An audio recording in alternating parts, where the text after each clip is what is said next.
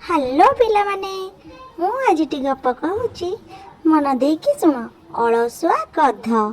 ଚାଲନ୍ତୁ ଦେଖିବା। ଗୋଟେ ଗାଁରେ ଗୋଟେ ବେପାରୀ ଥିଲା। ତାର ନାମ ରାଧୁଆ। ତା ପାଖରେ ଗୋଟିଏ ଗଧ ଥିଲା। ସେଇ ଗଧଟି ତାର ଜିନିଷପତ୍ର ବୋହିବାରେ ସାହାଯ୍ୟ କରେ। ଗୋଟିଏ ଦିନ ରାଧୁଆ ଲୁଣ ବସ୍ତା ଗଧ ପିଠିରେ ଲଦି ଦେଲା, ଯାହାର ଅଧିକ ଓଜନ ଥିଲା। ଏତେ ଓଜନ ଥିଲା ଗଧର ବହୁତ କଷ୍ଟ ହେଲା। ହଠାତ୍ ଗଧ ଆସୁଥିବା ବାଟରେ ଗୋଟିଏ ପୋଖରୀ ପଡ଼ିଲା। ସେଇ ପୋଖରୀ ଦେଇ ଆସୁ ଆସୁ ହଠାତ୍ ଗଧର ପାଦ ଖସିଗଲା ଏବଂ ସେ ପୋଖରୀରେ ପଡ଼ିଗଲା। କେତେ କଷ୍ଟର ସହିତ ଉଠିଲା ବେଳକୁ ଅଚାନକ ସେ ଦେଖିଲା ତା ପିଠିରେ ଲଦା ଯାଇଥିବା ଲୁଣ ବସ୍ତା ଗୁଡ଼ିକ ହାଲୁକା ହେଇଗଲା। କାରଣ ପିଲାମାନେ ଜାଣିଛ, ଲୁଣ ତ ପାଣିରେ ମିଶିଯାଏ। ତାର ସେ ଲୁଣ ସବୁ ପାଣିରେ ମିଶି ଯାଇଥିଲା। ତ ଏହା ଦେଖି ଚାଲାକ ହେଇଗଲା। ଗଧ ଯେଉଁ ବାଟରେ ଆସିବ ପୋଖରୀ ପଡ଼ିଲା, ସେ ଜାଣି ଶୁଣି ତାର ପାଦକୁ ଖସେଇ ଦେଲା।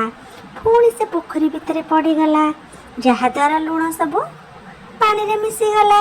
ଆଉ ପାଣି ଭିତରେ ଲୁଣ ତ ମିଶିଗଲା ପରେ ତା ପିଠିଟା ହାଲକା ହେଇଗଲା। କିନ୍ତୁ ଏସବୁ ରାଧୁଆ ଦେଖୁଥିଲା। ଗଧ ଜାଣି ଶୁଣି ପୋଖରୀରେ ପଡ଼ିଗଲା ବୋଲି ରାଧୁଆ ସବୁ ଜାଣିପାରିଲା।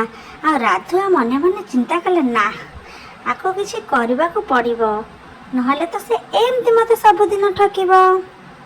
ପୁଣି ଗୋଟେ ଦିନ ରାଧୁଆ ଗଧକୁ ନେଲା। ଗଧ ପିଠିରେ ତୁଳା ଗଦି ଗୁଡ଼ିକ ଲଦିଦେଲା। ପିଲାମାନେ ଜାଣିଛ ତ, ତୁଳା ଗଦି ଗୁଡ଼ାକ ପାଣିରେ ପଡ଼ିଲେ ଅଧିକ ଓଜନ ହୋଇଯାଏ।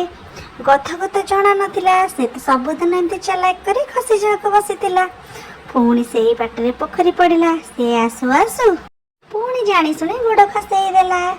କିନ୍ତୁ ଏଥରକ ଉଠିଲା ବେଳେ ଗଧ ପାଣିରୁ ଉଠିଛି। ତାର ପିଠିରେ ଲଦା ଯାଇଥିବା ବସ୍ତୁ 5 ଗୁଣ ଓଜନ ବଢ଼ିଗଲା। ଗଧଟି ସେଇଠି ଜାଣିପାରିଲା କି ମୋ ମାଲିକ ଜାଣିପାରିଲେ ମୁଁ ତାଙ୍କୁ ଠକିଲି ବୋଲି ମୋତେ ଏମିତିକା ଦଣ୍ଡ ଦେଲେ। ଆଉ ସେ ନିଜର ଭୁଲକୁ ନିଜେ ସ୍ୱୀକାର କଲା। ଏଥିରୁ ପିଲାମାନେ ଆମେ କ'ଣ ଶିଖିଲେ? କେବେ ହେଲେ କୋଉ କାମରେ ଠକିବାନି। ରଖୁଛି। ଗପଟି ଭଲ ଲାଗିଲେ ଲାଇକ୍ କରିବେ, କମେଣ୍ଟ କରିବେ।